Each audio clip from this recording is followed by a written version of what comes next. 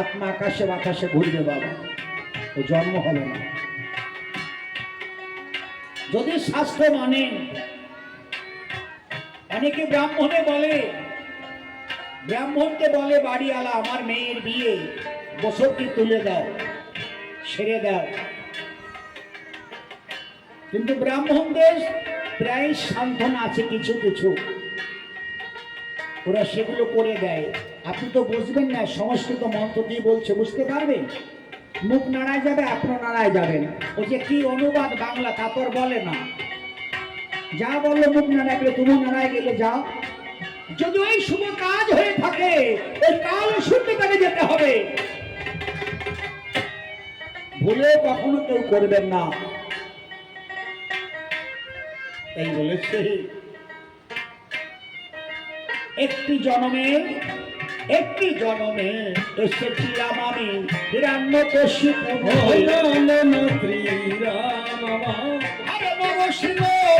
ধরে প্রভু উদ্ধারে করেছে। আর একটি জন্মে এসেছে প্রভু আমার ধনুর্বাণ শ্রীরাম, ওই রাম করিতে পার হয়ে গোলকে জয় চাহিব শ্রীরাম।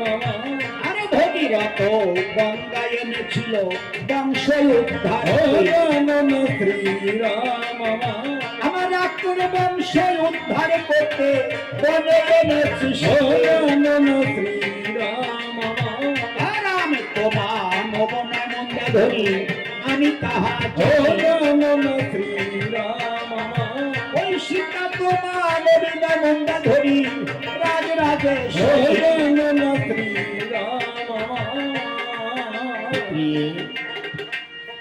আমি তোমার কাছে সবকিছু খুলে বলবো, আমাকে ধ্যান করবে বিশ্ব এমন কেউ নেই। কেন জানো?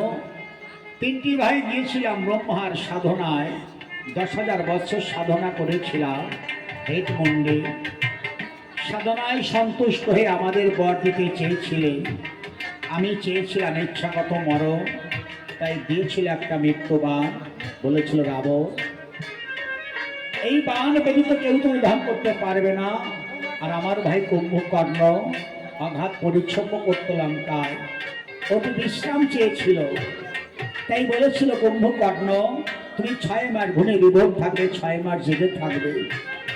আর কনিষ্ঠ ঢাকা বিভীষণে চেয়েছিল প্রভুর আকুল চরণ।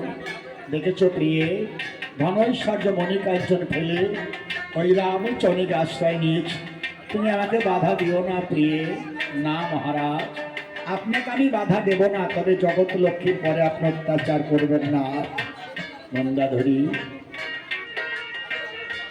আমি জগৎ লক্ষ্মীর পরে কখনো অত্যাচার করিনি, তাই যদি করতাম তাহলে সীতাকে আমি সোনার পুরী না রেখে কেন অশোক কাননে রেখেছি, যেখানে কোনো শোক তাপ নেই। সীতা হচ্ছে তরী, রাম হচ্ছে মাঝি, সীতারূপ তরুণী আমার সোনার লঙ্কায় বেঁধে রেখেছি। মন্দাধরী, যদি কোনো মাঝি তরী কোনো ঘাটে বাধা থাকে, তরীর পর অত্যাচার করলে যদি মাঝির কানে যায় পাগলের মতো ছুটে আসে, তাই তো আমি অত্যাচার করি। মন্দাধরী, যেদিন থেকে সীতাকে লঙ্কায় তোমার চোখের জল নেভেনি কখনো, আমি একদিন তো চোখের জল কখনো ফেলিনি। কেন জানো? যেদিন রামরূপ মাঝি আমার লঙ্কায় আসবে, যদি আমার এই সোনার লঙ্কায় এক বিন্দু জল না থাকে, সেদিন কি দিয়ে চরণ